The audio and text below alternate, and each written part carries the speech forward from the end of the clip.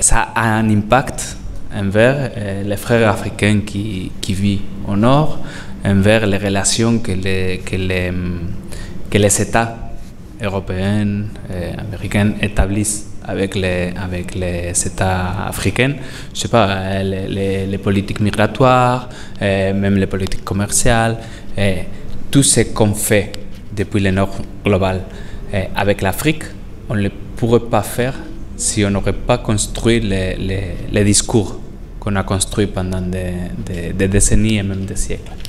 Alors, en partant de un peu de cette idée, l'autre là, cette idée est que c'est un proverbe, on dit un proverbe africain, juste parce qu'on ne sait pas exactement d'où ça vient, mais c'est Chinua Achebe qui l'a popularisé, d'accord, qui dit que en tant que l'Afrique, en tant que les lions n'aient pas ses propres historiens, les histoires de chasse, ils glorifieront les chasseurs. Alors, jusqu'au présent, ils ont été les chasseurs qui ont raconté l'histoire des chasses. Alors, ils ont choisi ce qui était plus intéressant pour son discours, d'accord? Alors, il faut penser à la conséquence, la conséquence de ce discours, c'est comment depuis le nord global, on voit l'Afrique, et c'est ça qu'on cherche dans les médias. On a toute la réalité, mais on focalise sur la partie qui se correspond avec les discours qu'on a générés. D'accord? Tu peux faire les autres. Et c'est un peu toujours la même chose. Encore. Mais on dirait cette déviation de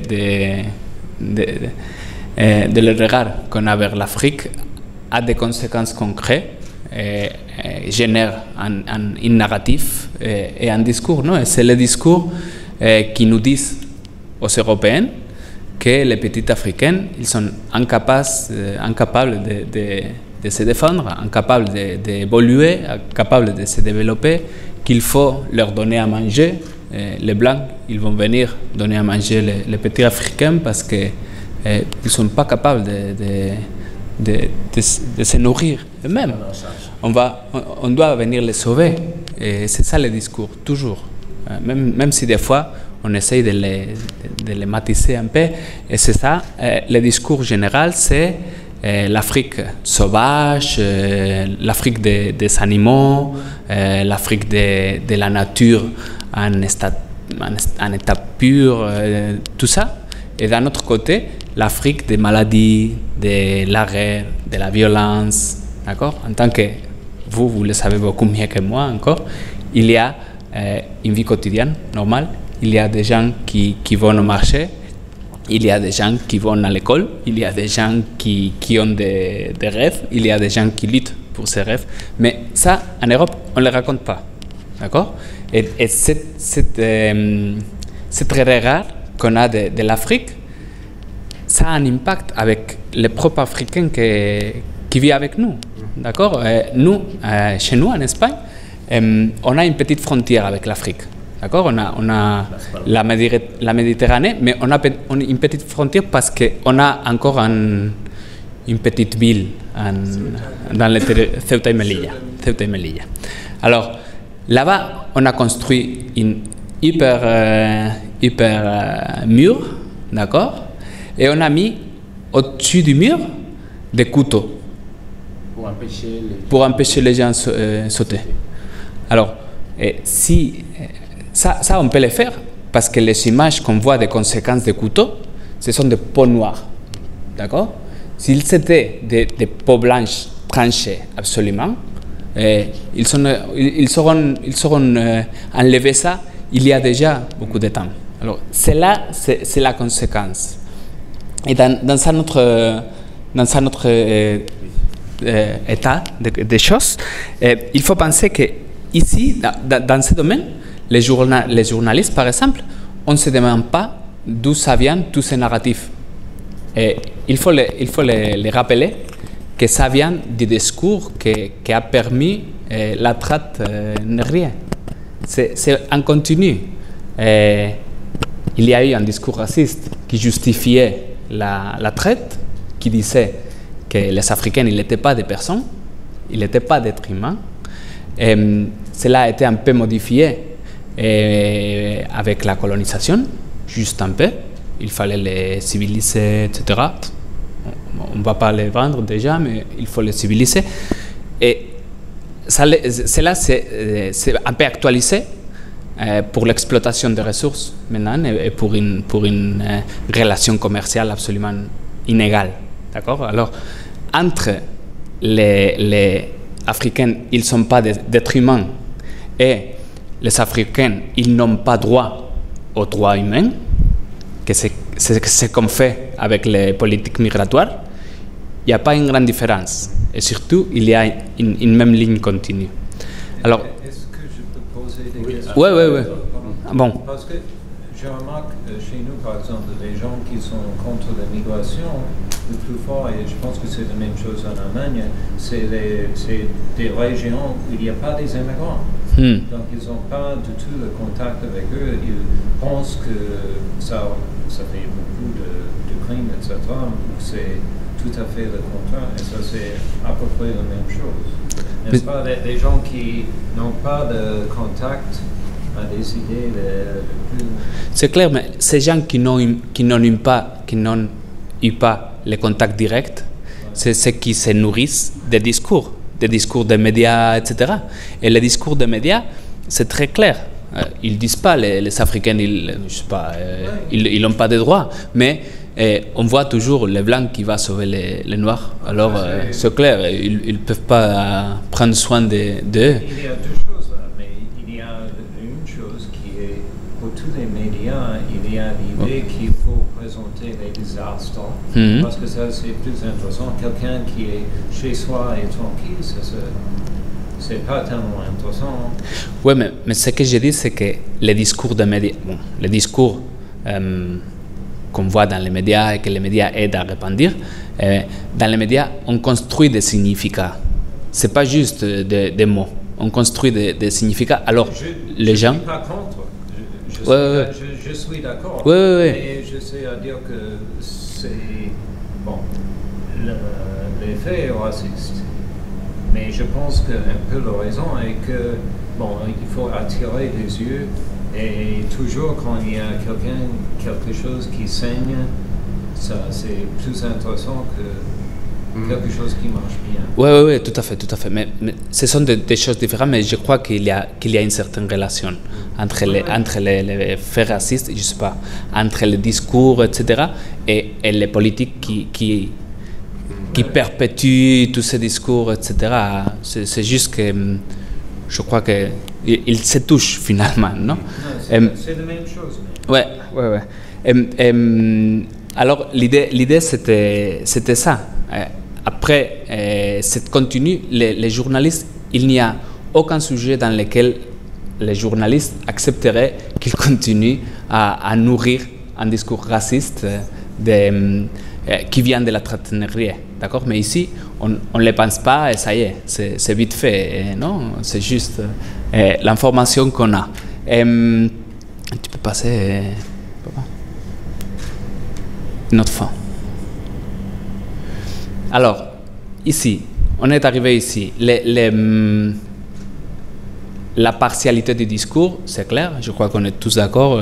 Le discours que nous venons du Nord global, on le sait bien. Vous, si vous avez été, en tant que vous avez été, par exemple en Europe, vous avez vu comment on projette l'Afrique là-bas.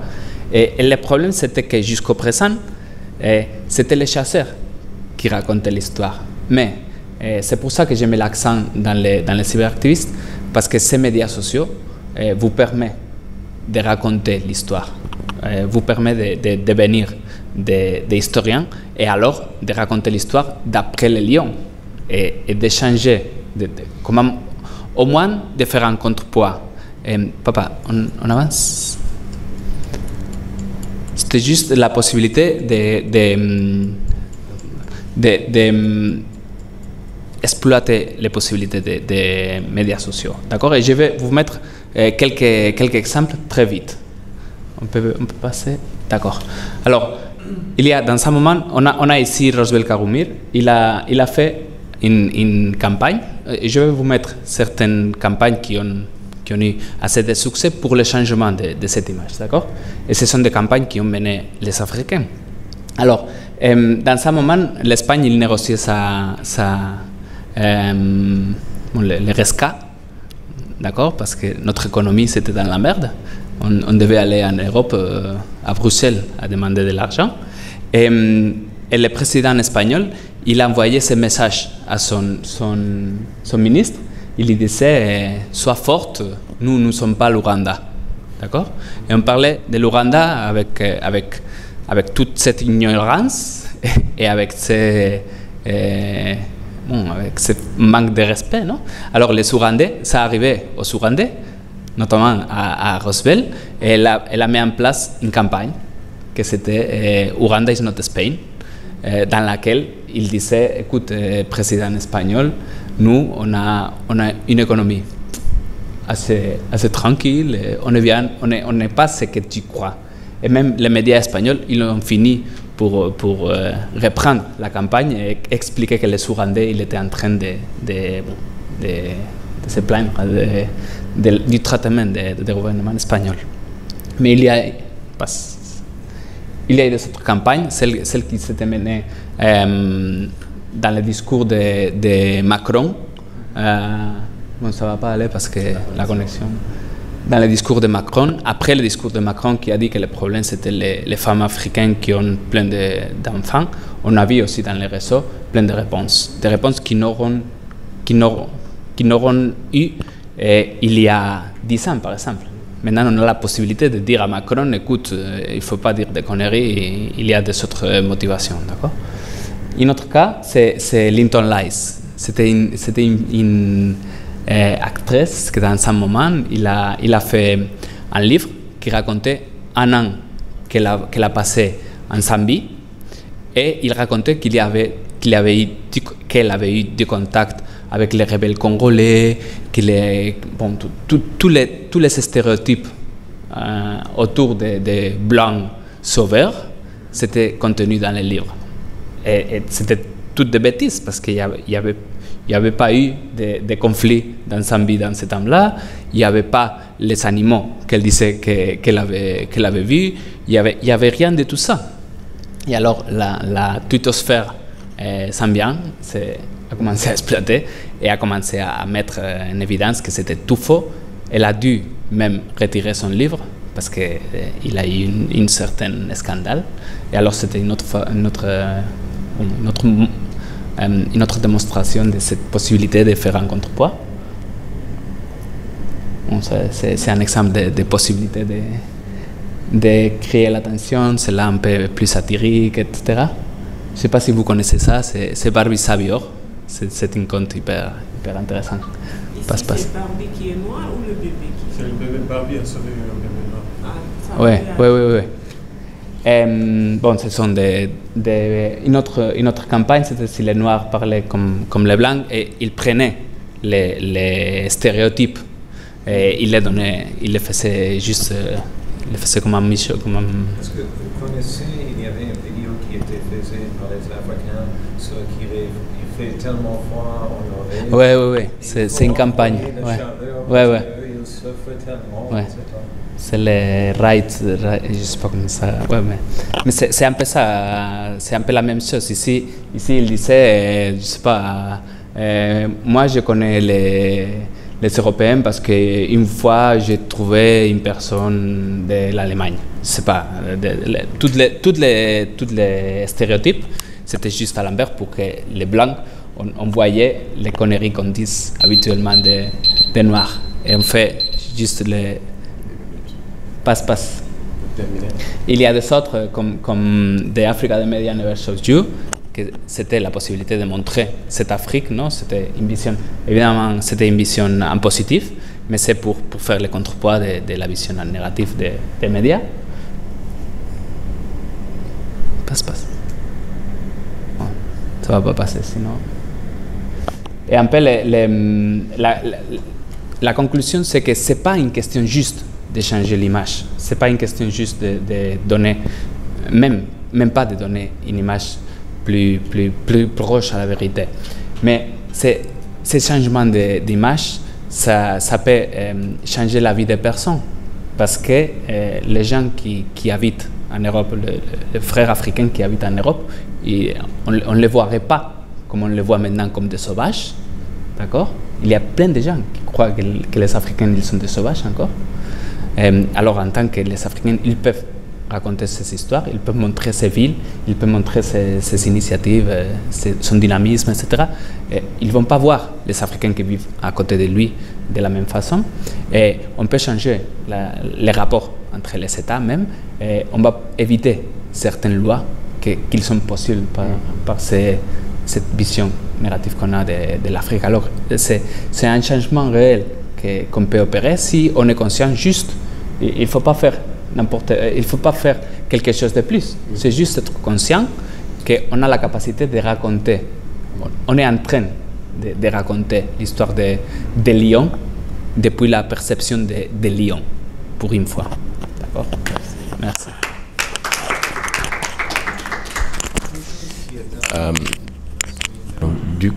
En Afrique, quand ça arrive, on est souvent les premiers à raconter que ça ne marche pas. On veut que ça marche, effectivement. C'est pourquoi on raconte que ça ne marche pas. Mais les autres sautent dessus pour ensuite dire que rien ne marche en Afrique. C'est ça aussi le drame. Quand il y a juste une coupure de connexion pendant 2 heures de temps, on va le mettre, nous, on va le dire. Par contre, les autres, ils vont sauter dessus pour dire que la connexion ne marche jamais. Bon, même quand on parle sur Skype avec quelqu'un qui est dans un autre pays, quand ça freeze, quand ça commence à bugger, on va dire c'est ta connexion. Donc on renvoie tout aux Africains. Et cela revient à sa conclusion, ce qui appelle à la prise de conscience qui pourrait nous amener à écrire nous-mêmes notre histoire. Et j'ai une question sur ce qu'il a dit par rapport à ce qu'elle va dire, mais avant j'ai vu mon ami Safouane et Noël, plus Pape Ismaël. Donc on commence par Safouane. Merci. Avec d'accord, c'est le micro là. Oui, en fait, moi je voulais poser la question un peu dans l'esprit de ce qu'a dit Cheikh là. Je voulais justement que vous illustriez le propos par un événement quelconque qui s'est passé dans un pays africain et comparer et exposer une couverture occidentale stéréotypée et dire par la suite comment aurait pu être cette couverture-là. Ça aurait pu être intéressant. Deuxième chose, on voit tout de même de plus en plus, quelquefois, dans ces mêmes médias occidentaux, des espèces de success stories, des choses qui sont un petit peu dans cet esprit qui est contraire à ce qui est décrit. Alors, ma question c'est, est-ce que ces initiatives s'inscrivent dans une dynamique positive ou bien c'est uniquement dans une démarche, je vais dire, entre guillemets, vicieuse, c'est-à-dire, c'est comme si on faisait comme si on ouvrait un petit peu la soupape pour dire, voilà, finalement, on fait un petit peu de ce truc-là, parce que sinon, ça deviendrait trop flagrant, trop visible. Donc, on fait quand même, de temps en temps, on laisse passer des success stories, des choses optimistes qu'on raconte sur l'Afrique. Dans quel esprit ça se situe, à votre avis? Noël, ensuite, et puis après... Oui, merci. Merci beaucoup pour ce bel exposé. Je voudrais revenir un tout petit peu sur la thématique de cette session même. Comment le cyberactivisme peut-il changer la perception de l'Afrique? Hier, quelqu'un a soulevé la question que j'ai trouvée personnellement hyper pertinente. Quelqu'un qui a demandé comment on va entrer dans le cours de l'histoire si nous n'inventons pas nos propres plateformes de communication, de médias sociaux, pour pouvoir aussi avoir le monde à nos propres bottes. Et déjà, si ça se passe ailleurs, la Chine, je ne sais pas où, on est toujours là à utiliser les plateformes qui sont développées ailleurs. Et ces plateformes-là, c'est aussi un outil de géopolitique, de géostratégie. Pourquoi l'Afrique ne devrait pas réinventer les outils qui sont les siens, sans toutefois se fermer au reste du monde? Mais il est important qu'on arrive à innover, à réinventer, à imposer aussi les outils qui sont nos propres outils pour effectivement en faire des outils de la promotion de l'image de l'Afrique que nous voulons que les autres voient. Deuxièmement, et je crois que par le biais du cyberactivisme, il est extrêmement important, j'ai beaucoup aimé l'assertion que vous avez faite, comme quoi nous devons être à mesure d'écrire notre histoire, mais à voir comment l'Internet est utilisé, surtout sur notre propre continent. Je vois qu'il y a aussi un désengagement civil. Je m'excuse de le dire parce que lorsqu'il s'agit du divertissement, vous aurez des milliers et des milliers de gens qui vont écrire, qui vont faire des retweetings, mais lorsqu'il s'agit des questions qui soulèvent le questionnement intellectuel, de proposer, de faire des propositions concrètes, des solutions, on voit tout de suite une jeunesse qui se désengage. Il faut qu'on ait une jeunesse bien éduquée, cultivée, qui soit à mesure de déconstruire tous les mythes, les clichés et les clichés que les autres veulent imposer au continent africain. Parce que moi, je viens du Rwanda et je vois à quel point mon pays est tantôt souvent l'objet de toutes les critiques et parfois les clichés les plus inimaginables, mais on a décidé, nous, en tant que jeunesse, de prendre notre engagement, de faire la lutte, de faire de la nôtre cette propre lutte, de déconstruire, mais il faut déconstruire avec les arguments convaincants, avec les preuves à l'appui qui sachent réfuter cette image stéréotypée que les autres font de nous.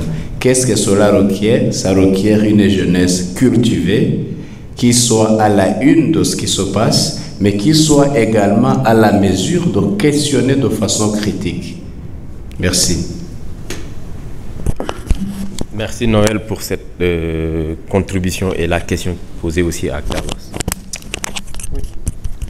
Alors moi j'ai deux sujets, deux préoccupations différentes. La première, c'est que je me rappelle, je ne sais pas si les Sénégalais s'en souviennent, il y a quelques années, un étudiant sénégalais qui était en France avait écrit un livre pour décrire, selon lui, son périple à travers le désert pour émigrer jusqu'en Europe. Une semaine après, pendant qu'il était en train de faire la promotion de son livre, ses anciens camarades de l'UGB ont dit, mais lui, en fait, il est parti en avion. On a fait notre master ici, il est parti en Europe. C'est-à-dire, est-ce que parfois aussi, le lion lui-même ne crée pas une histoire trop belle pour le chasseur? C'est ce que parfois nous-mêmes, nous ne donnons pas le bâton pour nous faire battre en quelque sorte. Parce qu'il a écrit tout un livre pour dire que c'est autobiographique et tout. Je ne sais pas, il s'appelait Omar Ba. Oui, voilà, il s'appelle Omar Ba. Et quand il est parti, ses anciens camarades de l'université de Saint-Louis ont dit, mais il était avec nous jusque l'année passée. Il n'a pas pu prendre le désert, quoi. Donc, voilà, mais c'était juste pour écrire un livre, devenir célèbre, machin. Sauf qu'il aurait dû savoir que les gens allaient le reconnaître et savoir que c'est archi faux. Ma deuxième préoccupation, c'est, je reviens au mot cyberactivisme en fait, c'est-à-dire dans tout ce qu'on dit, je peux même ajouter d'autres campagnes. Aux États-Unis, il y avait la campagne que les étudiants africains dans les universités faisaient, Africa is not just one country. Parce qu'ils en avaient marre qu'on leur dise, est-ce que vous parlez l'africain? Est-ce que vous mangez africain? Tu vois? Et donc, ils ont fait une campagne avec des photos. Chacun se photographiait avec son propre drapeau où ils découpaient la carte de leur pays. Oui, c'était aux États-Unis, donc dans les universités, pour que les gens se rendent compte que l'Afrique, ce n'est pas juste un seul pays.